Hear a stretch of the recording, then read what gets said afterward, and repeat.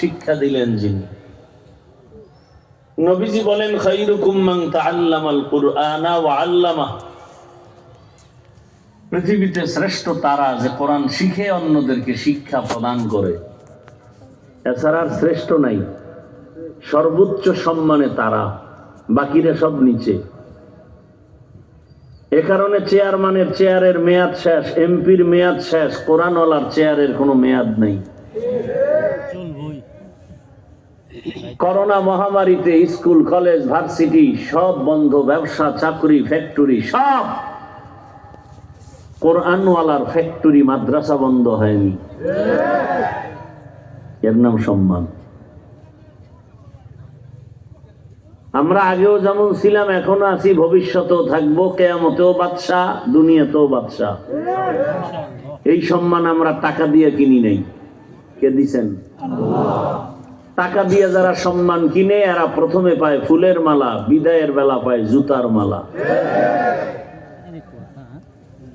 অতএব আর একজনের গলায় জুতার মালা দেখা তুমি হাতে তালি দিও না। তুমিও যদি আকাম করো, তুমিও জুতা পরার জন্য রেডি থাকো।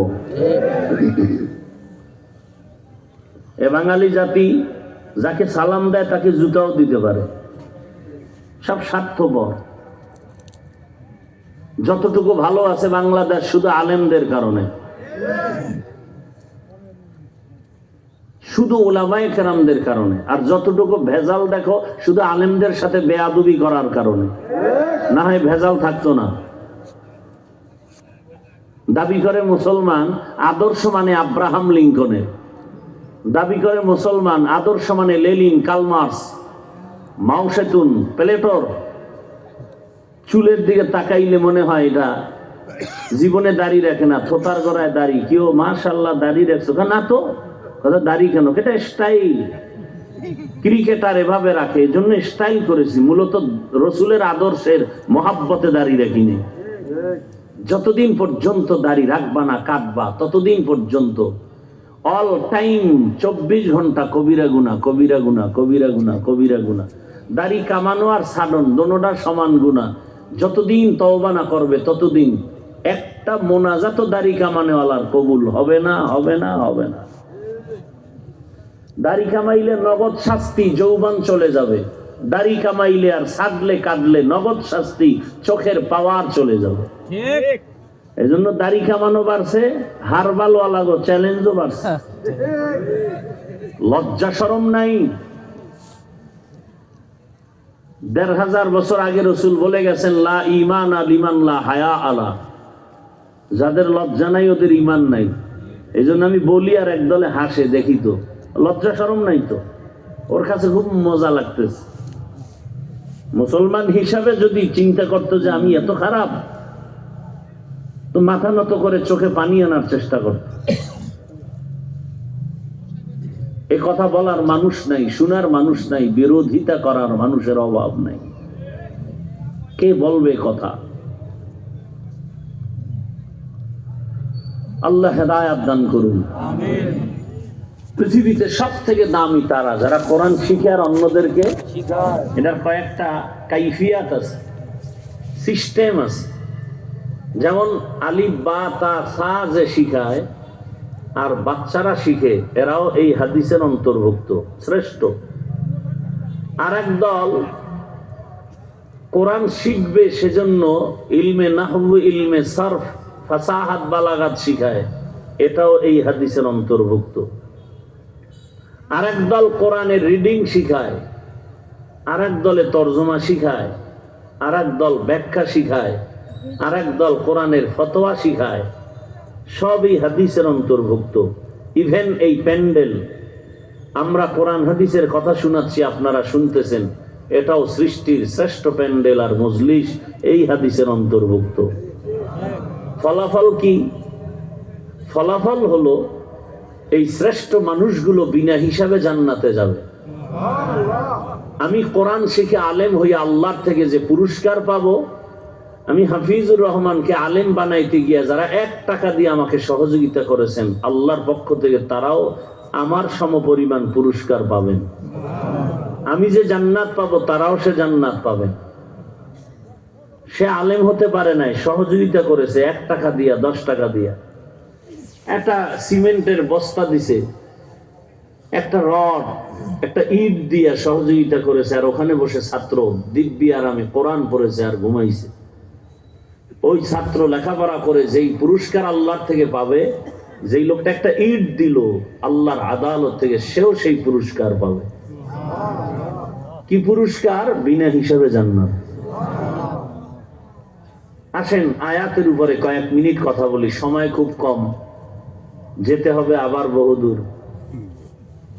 আপনাদের আবেগের কারণেই পারি না, না হয় 1 বয়ান নিতাম, টাইম মতো বসতাম, ঘন্টা 2-3 বয়ান করতাম, সম্ভব না।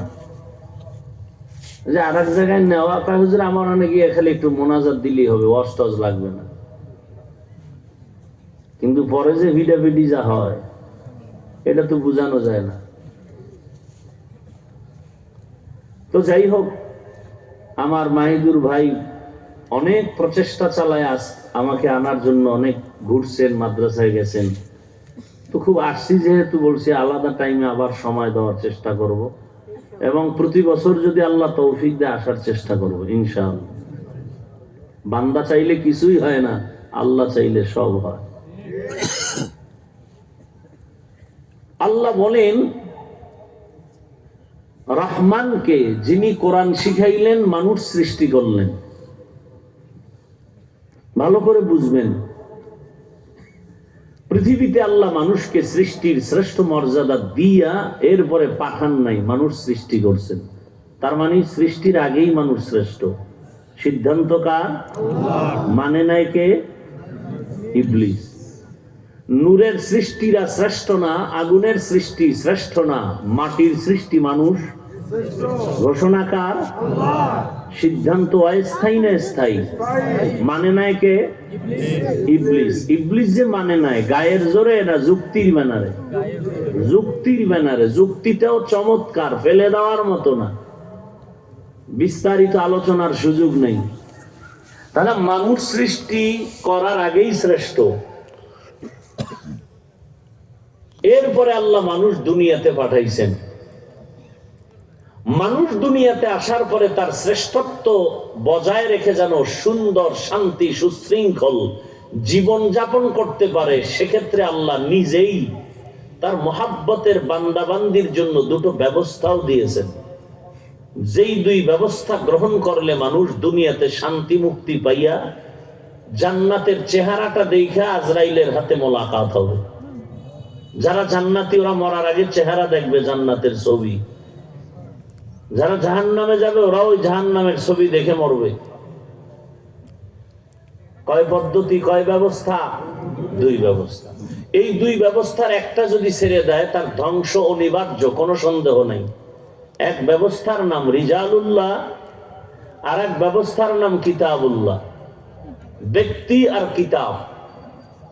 পৃথিবীর আল্লাহর দেওয়া বান্দাদের জন্য শান্তির ঠিকানার বার্তাবাহক যত ব্যক্তি আল্লাহ দিয়েছেন, এর মধ্যে শ্রেষ্ঠ ব্যক্তি রহমাতুল্লিল আলামিন। আর আল্লাহ যত কিতাব দিয়েছেন সব থেকে শ্রেষ্ঠ কিতাব কোরআনুল কারীম।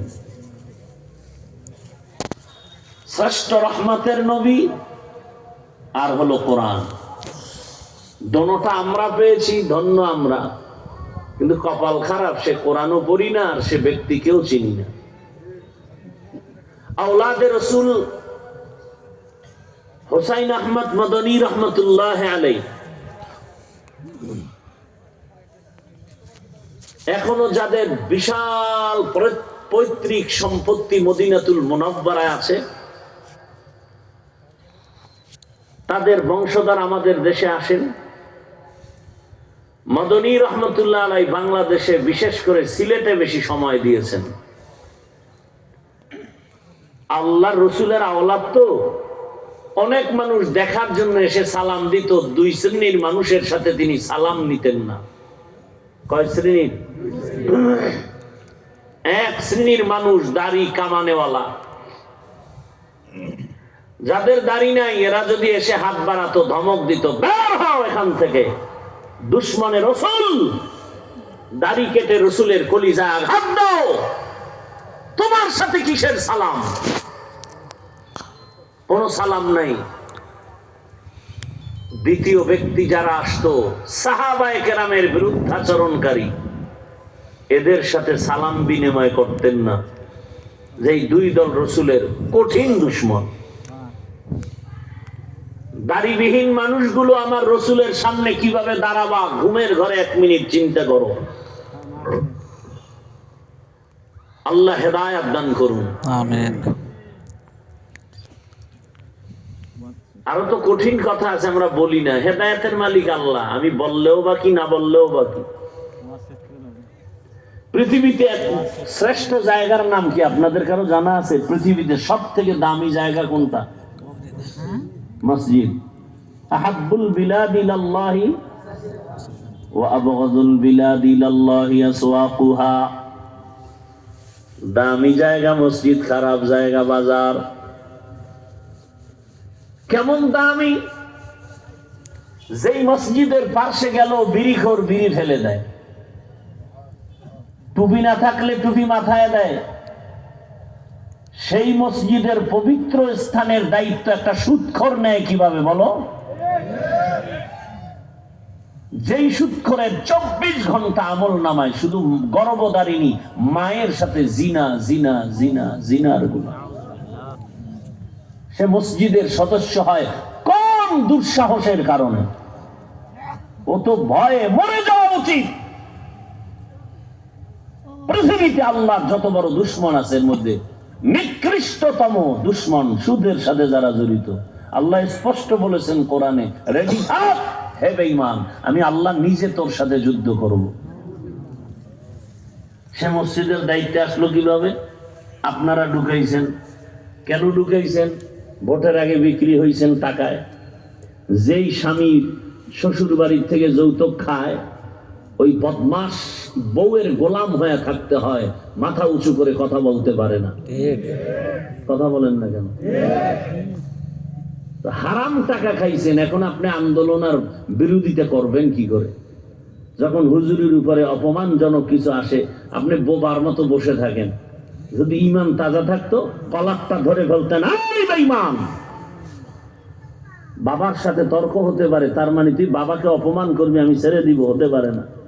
আমি নামাজ পড়ি না ঠিক, কিন্তু আমি আল্লাহকে ভালোবাসি।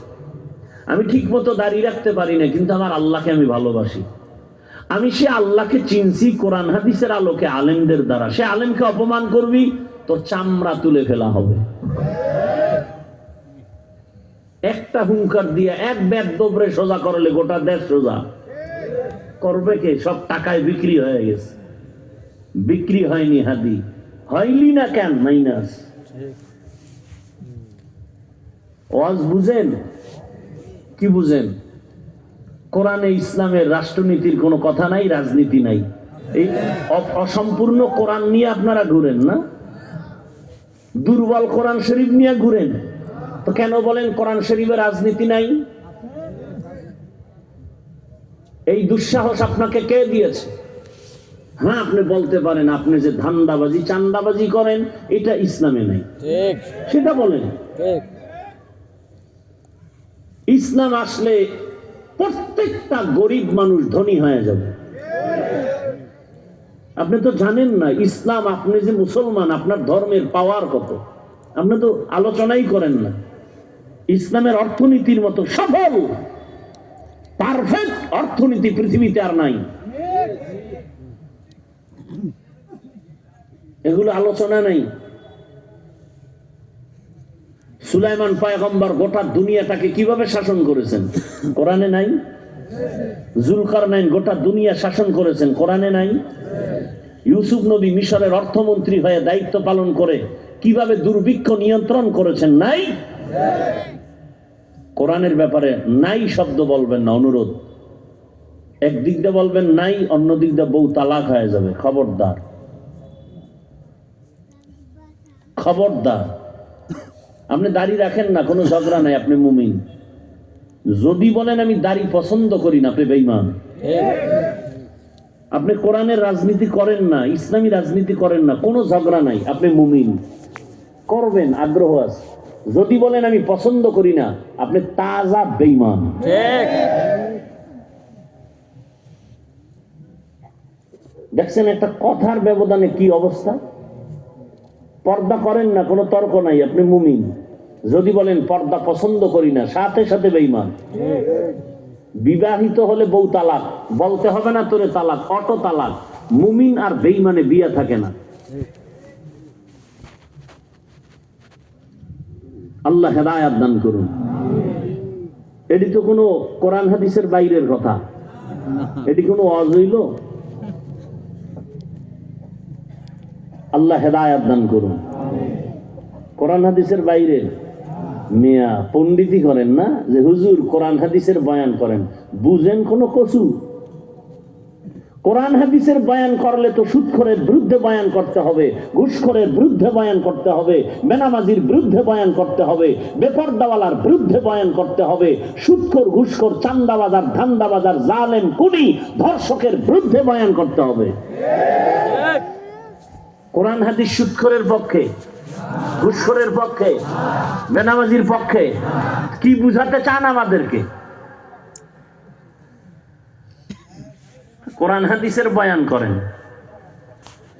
এটাকে বলে কালেমাতু হক্কিন উরিদা বিহাল বাতিল। কথা ভালো, মতলব খারাপ। মানে আপনি বয়ান যা করেন আমার জানার দরকার নাই। আমি পায়খানা খাই, ওর বিরুদ্ধে বলবেন না।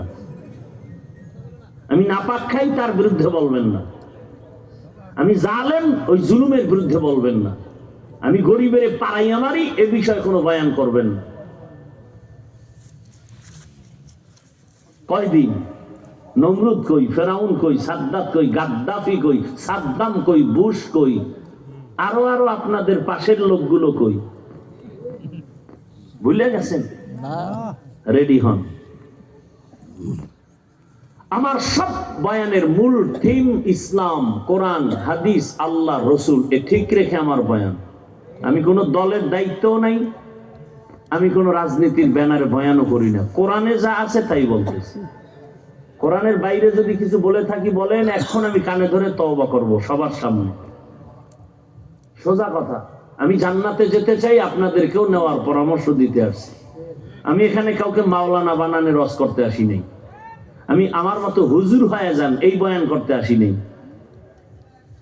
আমি জান্নাতে, আপনি স্কুলে পড়েন, কলেজে পড়েন, চাকরি করেন, ব্যবসা করেন, ওখানে থেকে কিভাবে জান্নাত পাবেন সেই পরামর্শ দিতে আসছি। আল্লাহ বলেন, আমি এমন রহমান যিনি কোরআন শিখাইছি, পরে মানুষ বানাইছি। বাস্তবে তার উল্টা। আল্লাহ তো আগে আমাদেরকে বানাইয়া পরে আমরা বড় হয়ে কোরআন শিখছি। আল্লাহ উল্টা বললেন কেন? যে আমি আগে মানুষ সৃষ্টি করি না, আগে কোরআন শিখাইছি, পরে মানুষ সৃষ্টি করেছি। প্রশ্নটা বুঝছেন তো?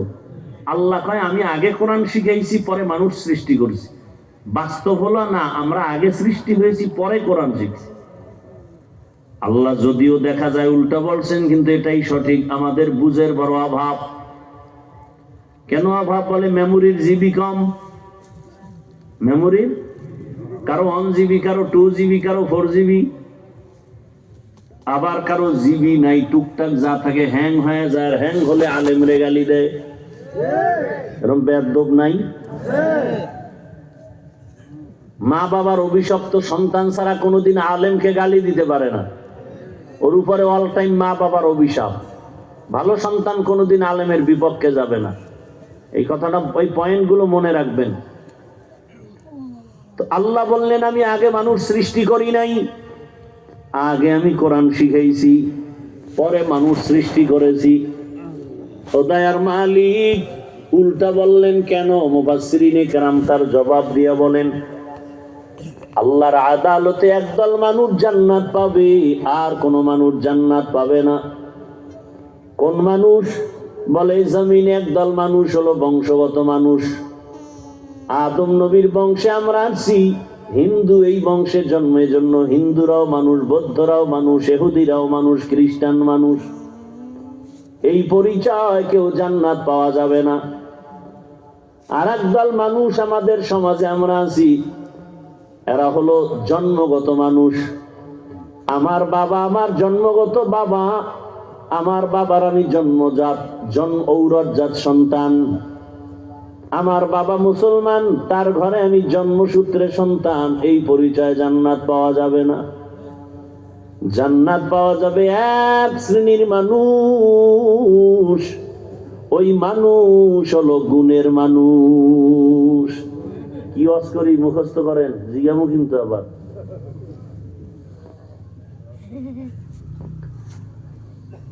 মানুষ কাকে বলে?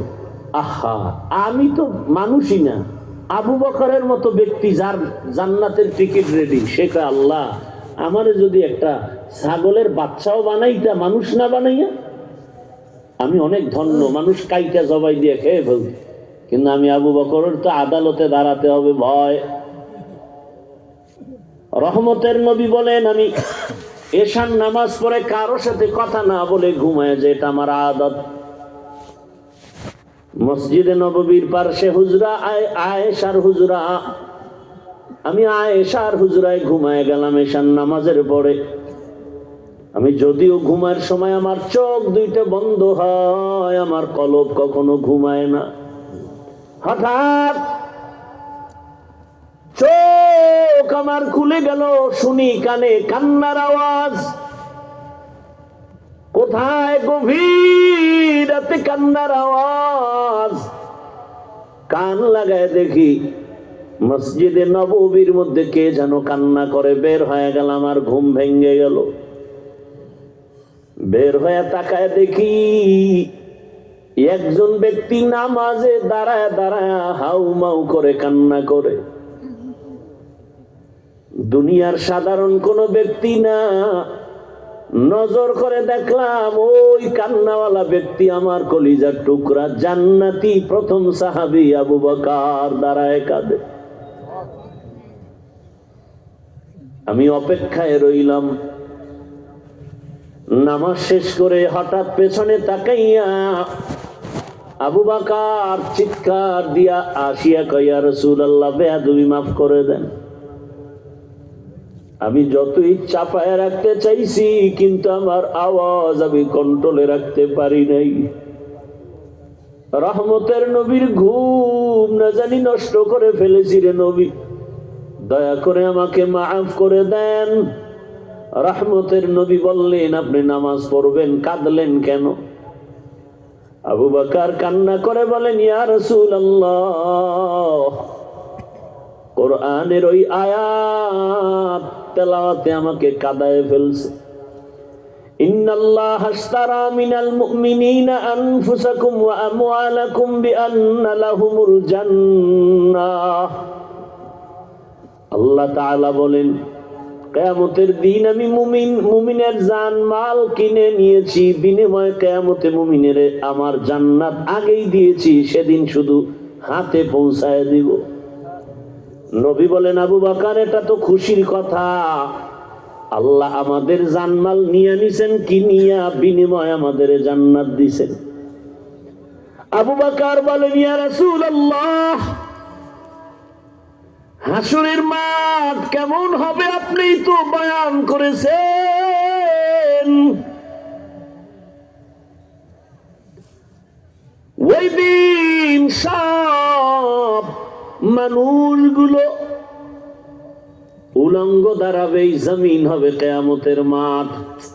ডিস্টার্ব করেন না তো। জমিন হবে কিয়ামতের মাঠ, সব মানুষ নারী পুরুষ একসাথে উলঙ্গ দাঁড়ায় যাবে। আদালতে আল্লাহ ডাকবেন। আল্লাহ যদি সিরিয়ালে ডাকতে গিয়া কত মানুষ বেকারার হয়ে যাবে। সূর্যের গরম জমিনটা তামা হয়ে যাবে। নবী আপনিই তো বয়ান করেছেন, হাসরের মাঠে সব মানুষগুলো কান্নায় বিভোর হয়ে যাবে। যে নবীদের গুনাহ নাই তারাও কাঁদবেন। ওই সময় আমি আবু বকর যদি আল্লাহর আদালতে ডাক পড়ে, কি উপায় হবে, কি জবাব দিব? নবীরা যদি কান্না করে তো আমি আবু বকরের কি হালাত হবে, সেই ভয়ে কান্না করেছে। আল্লাহ যদি কয় জানমাল নিলাম, জান্নাত দিলাম, কি করছো জানমাল আমারে দিয়া জান্নাত পাইয়া? কয় নামাজ রোজা তেলাওয়াত। আল্লাহ যদি বলেন যেইভাবে নামাজ পড়লে আমি খুশি হব, ওই নামাজ তুমি আমাকে দিতে পারো নাই। যেইভাবে তেলাওয়াত করলে আমি খুশি, ওই হক আদায় করে তেলাওয়াত করতে পারো নাই।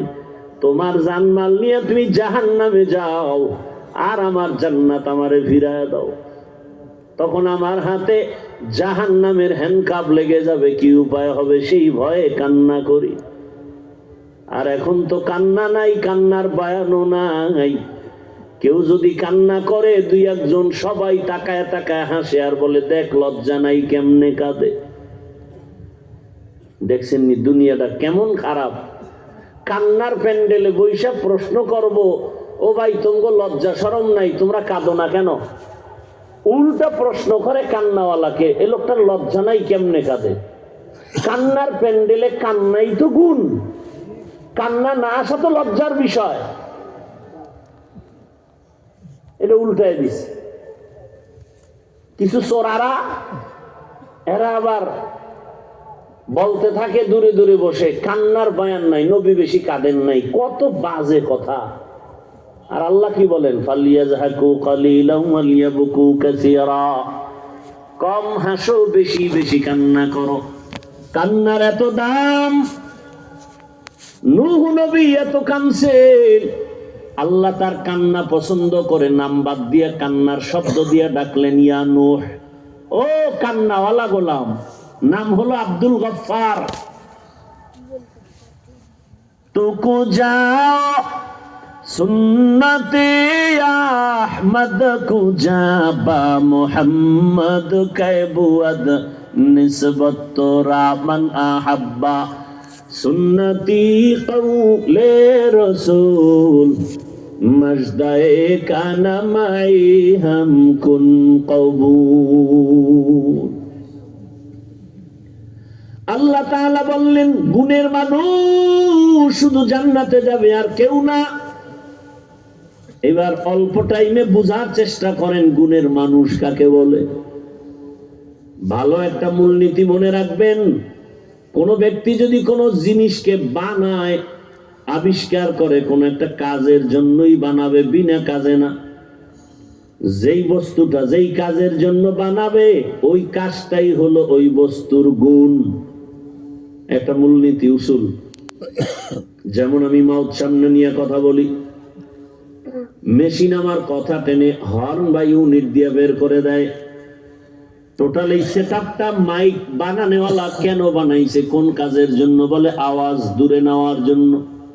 তাহলে বোঝা হলো গেল আওয়াজ দূরে নেওয়াটাই এই মাউথের গুণ।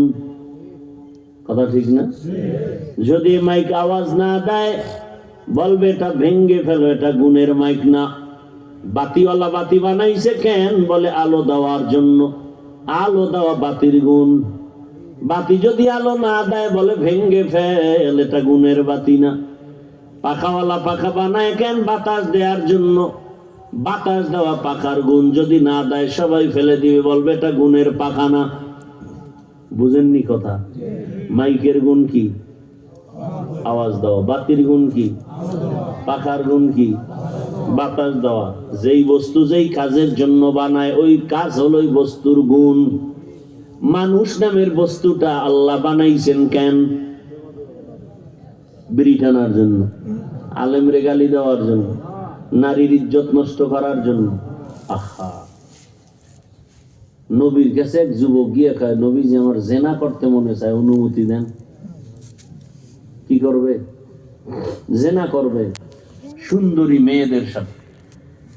নবী বলেন, তুমি যার সাথে জেনা করবা, তোমার কি ভাই বোন আছে? বলে আছে। মা আছে? বলে আছে। আচ্ছা, তোমার মায়ের সাথে যদি কেউ জেনা করে, তুমি কেমন পুরস্কার দিবা? বলে কল্লা ফেলে দিই। তোমার বোনের সাথে যদি কেউ করে, বলে ওকেও আমি ছাড়বো না। তুমি যে মেয়ের সাথে অপরাধ করবা, সেও তো কোনো না কোনো ব্যক্তির বোন, কোনো না কোনো ব্যক্তির মা। তার অন্তর কেমন লাগবে? রসুল তো রসুল, ঔষধ দিছে, সাথে সাথে তওবা করে বলে আমার কালেমা পড়ায় দেন। আর সারা রাত মোবাইল নিয়ে জেনা করে আমার কলিজার যুবক বাবারা। সারা রাত চোখের জেনা, হাতের জেনা, জবানের জেনা, অন্তরের জেনা, সারা রাত। যেই যুবকের নামটা বলেছিলাম, রক্তের ফোঁটা জমিন স্পর্শ করে গোটা দুনিয়াটাকে আলোড়িত করে গেল। মানচিত্রে যতদিন বাংলাদেশ থাকবে, ইতিহাসের পৃষ্ঠায় সেই সন্তানের নাম থাকবে অমর হয়ে। এই ফেসবুকের গোলামেরা বল, যুবক বাবা, ওই ছেলে রাস্তা দিয়ে হাঁটে, মানুষ এসে এসে টাকা দেয়। দেখছো নি? আন্দাজি তাল মিলেস না, দেখলে মিথ্যা কথা বলে গুনাহগার হবি কেন? আমি দেখি না, আমি শুনছি। তোরা দেখলে সাক্ষী দে। 50,000 টাকার বান্ডিল। ছেলেটা মরে যাওয়ার পরে ব্যাংক অ্যাকাউন্ট চেক করে কোটি কোটি টাকা আসছে ব্যাংকের ভেতরে। তোমরাই সাক্ষী দাও, ওই যুবক কোনোদিন কি লাইভে এসে বলছেন আমারে টাকা দাও? ও কেমন যুবক আর তুই কেমন যুবক? তুই সারা রাত আকাম করবি, মোবাইলে এমবি নেই, পাগল হয়ে গেছো, এমবি ভরা, টাকা পাই কই? মায়ের মানি ব্যাগ চুরি করছো, বাবার টাকা চুরি করছো। লজ্জা শরম আছে তোর? তোর মা বাপ যে কত কষ্টে আছে, চায় মাঝে মাঝে মনে মনে বলতে চায়, এই চাকার তলে কত মানুষ পড়ে, আমার এই দুশ্চরিত্র সন্তানটা যদি পরে মরে যাইতো, 2 দিন কান্নাকাটি কইরা চুপ থাকতাম। কারণ ওই সন্তানের কারণে মুখ দেখাইতে পারে না কোথাও। বাবাই বাজারে গেছে, আপনি কে? অমুক। আপনার ছেলে অমুক? বলে হ্যাঁ। সি সি সি সি, আপনার ছেলে এত খারাপ, তার বাবা আপনি? বাবাই পারে না, পাড়ায় মেরে ফেলে। এত নষ্ট সন্তান। ও যুবক আল্লাহর গোলাম, অথচ তোমার কিসের অভাব? গোটা দুনিয়ার মানুষ এক ডাক্তার জাকির নায়েকের জন্য পাগল। কে না জানে, কে না চিনে লোকটাকে, অথচ হোমিওপ্যাথিক ডাক্তার। টাকার গরমে চিনে সবাই না, ক্ষমতার গরমে। একমাত্র সুন্দর চরিত্র আর নৈতিক আদর্শের কারণে। গুণের মানুষ হইয়া ডাক্তার হও, খোদার কসম করে বলে গেলাম, তোমার সম্মান শুধু এখানে না, গোটা দুনিয়ায় তোমাকে চিনবে। শর্ত হলো 2টা, চরিত্র সুন্দর রাখো, 3 জায়গার দোয়া নিয়ে চলো। আল্লাহর কসম, ওই 3 জায়গার দোয়া আসলে তুমি হিরো, 3 জায়গার থেকে অভিশাপ আসলে তুমি মরার আগে বিছানায় পঙ্গু হয়ে যাবে। কয় জায়গা? 1 নম্বরে মা বাবা, 2 তোমার শিক্ষক, 3 তোমার উলামায়ে কেরাম।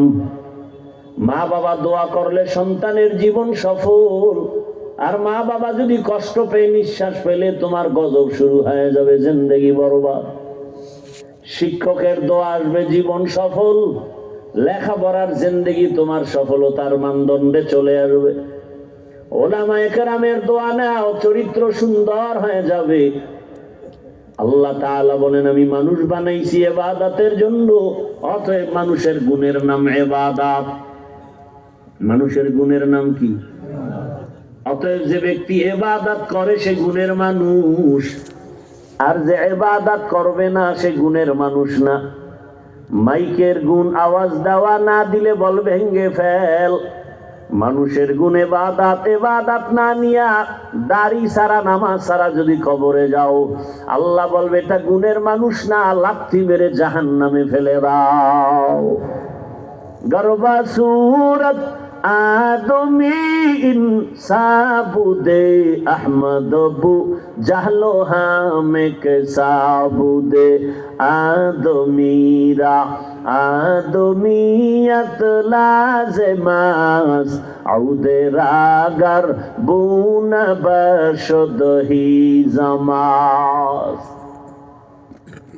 মানুষ হইছি, কিন্তু আল্লাহ যেই মানুষ হইতে বলছে তা হইছি? খালি বন্ধ হয়ে না বয়ে রয়েছে। মানুষের সামনে টুপি দিছি, একা একা নামাজ পড়লে টুপি ছাড়াই পড়ি, গেঞ্জি গায়ে দিয়ে পড়ি। আল্লাহর জন্য না মানুষের জন্য? সব মানুষের জন্য। ইবাদত সব মুখোশ। দান করছে, নাম না কইলে মন খারাপ, আল্লাহর জন্য না দুনিয়ার জন্য? হজ করছে আলহাজ না কইলে মন খারাপ। হজ কি আল্লাহর জন্য হয়েছে না দুনিয়ার জন্য? সব ভণ্ডামি। আল্লাহ হেদায়েত দান করুন। নেতারা স্টেজে বক্তব্য দেয়, এই হুজুরের হজ শুনলে হবে না, আমল করা লাগবে। একটা জনগণ দাঁড়ায় বলে না, এই তোমার দাড়ি নেই কেন? তুমি যে বয়ান করলা হুজুরের হজ শুনতে হবে, আমল করতে হবে, তুমি আমল না করেই কথা বললা কেন? তোমার দাড়ি কই, টুপি কই? এটি বলবেন ওই যে বিক্রি হয়ে গেছে 500 টাকায় পশুর দামে হইল, তো হেরতেও খারাপ। আল্লাহ কয় ওরা শুয়োরের চেয়েও খারাপ। আল্লাহ কয়, আমি না। সময় নাই তর্জমাটা বলার, তবে আয়াতটা শুনাই দিয়ে গেলাম। 9 পারা সূরা আরাফ। ওয়ালাকাদ জারানা লিজাহান্নামা কাসীরাম মিনাল জিন্নি ওয়াল ইনস লাহুম কুলুবুন লা ইয়াফকাহুনা বিহা ওয়া লাহুম আ'য়ুনুন লা ইউবসিরুনা বিহা ওয়া লাহুম আযানুন লা ইয়াসমাউনা বিহা উলাইকা কাল আনআমি বাল হুম আযাল উলাইকা হুমুল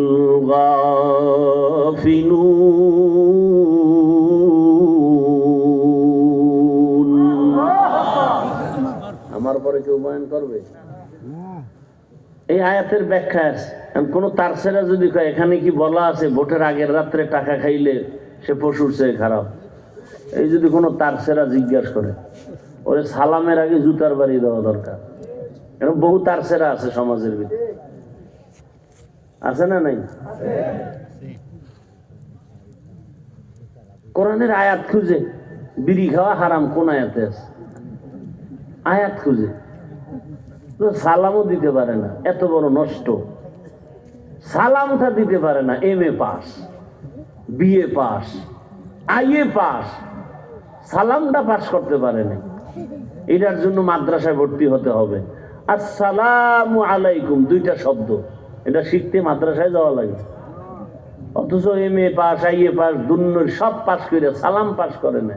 সালাম দেয় সামাইকুম, মানে তোর উপরে ঠাডা পড়ুক, হে আবার খায় ওয়ালাইকুম, তোর 14 গোষ্ঠীর উপরে আগে পড়ুক। হাসেন আপনারা, কত বড় লজ্জার কথা।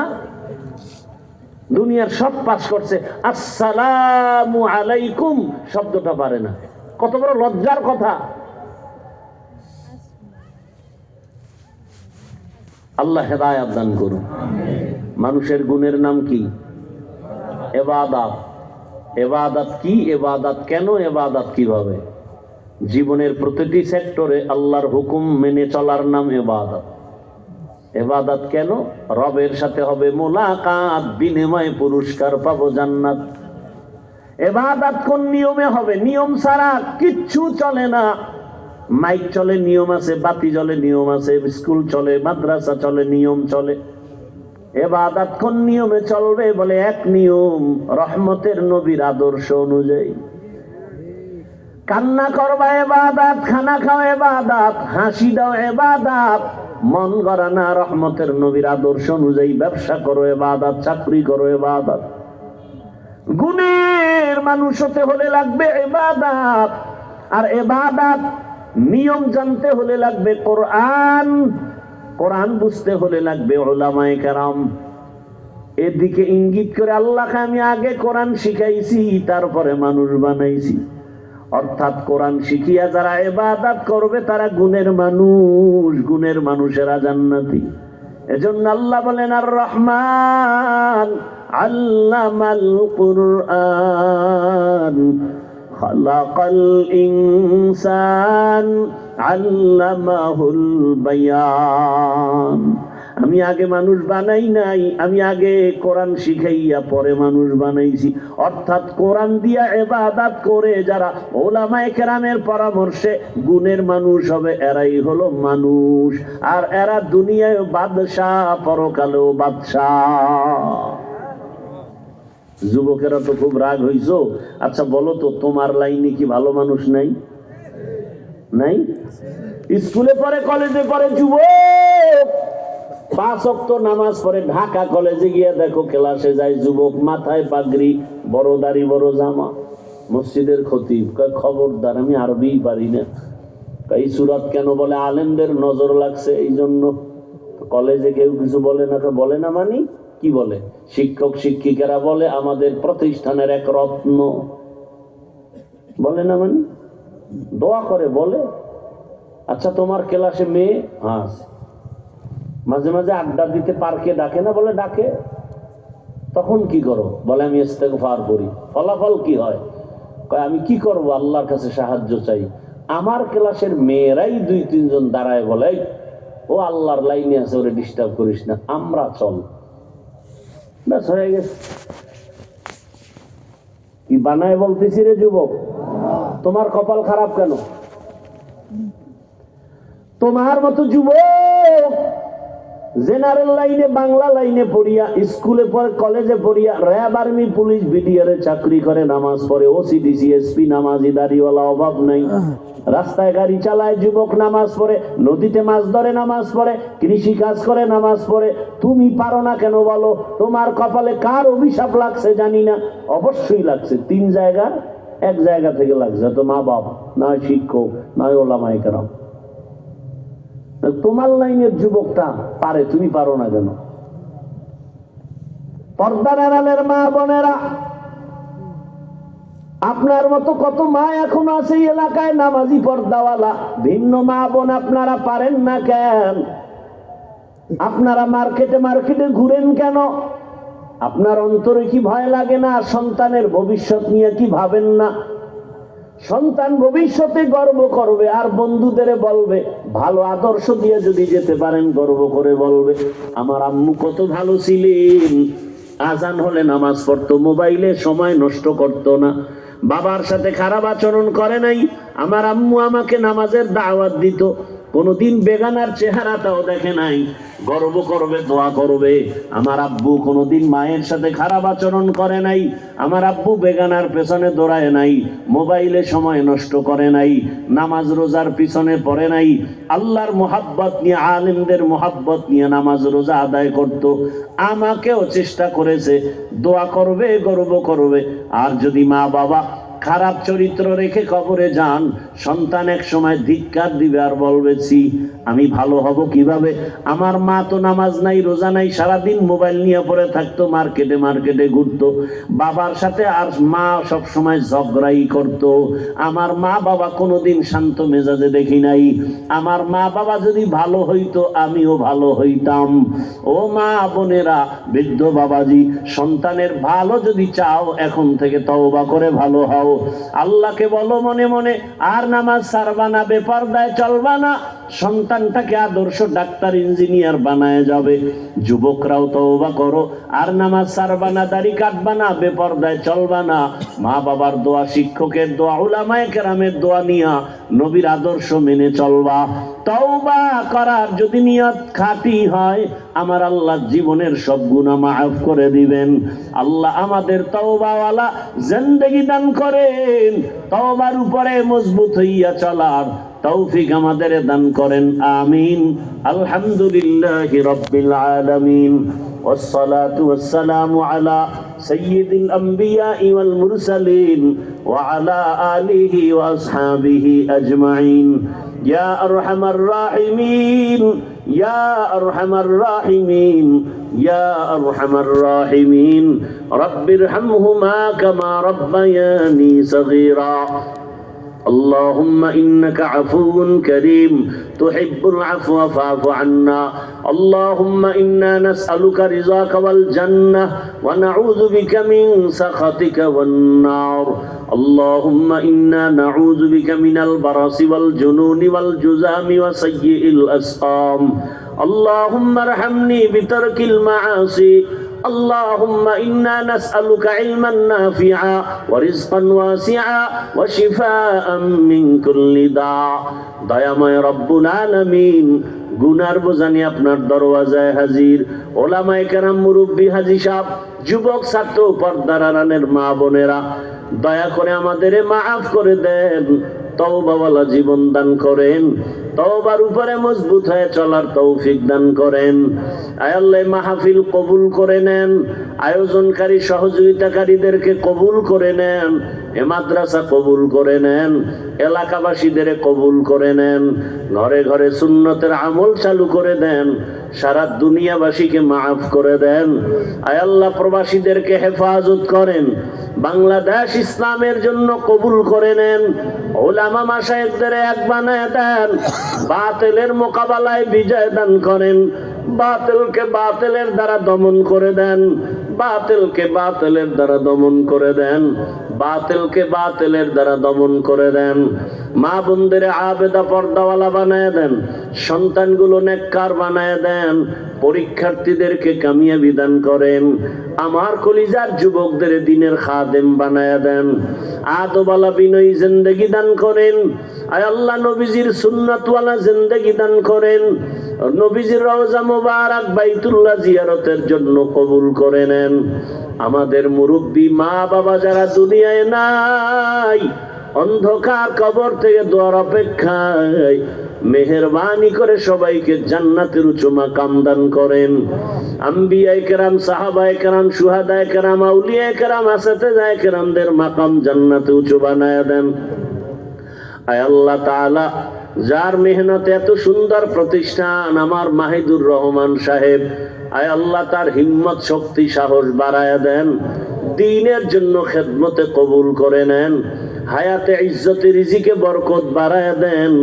আয় আল্লাহ যারা পাগড়ি নিয়েছে ওদেরকেও কবুল করে নেন, আসাতেজায়ে কেরাম তালিবুল ইলমদের কবুল করে নেন, মুখালিফের মুআফিক বানায়া দেন, মুহিব্বিন মুতাআল্লিকিনদের কবুল করে নেন, জাহেরি বাতিনি দুশমনের মোকাবেলায় বিজয় দান করেন, আমাদের জানমাল বাড়ি গাড়ি আহাল পরিবার হেফাজতের ব্যবস্থা করে দেন, চলার পথে হেফাজত করেন, আওয়াজে কথায় রুহানিয়াতে স্পষ্টতার রূপ বাড়ায়া দেন।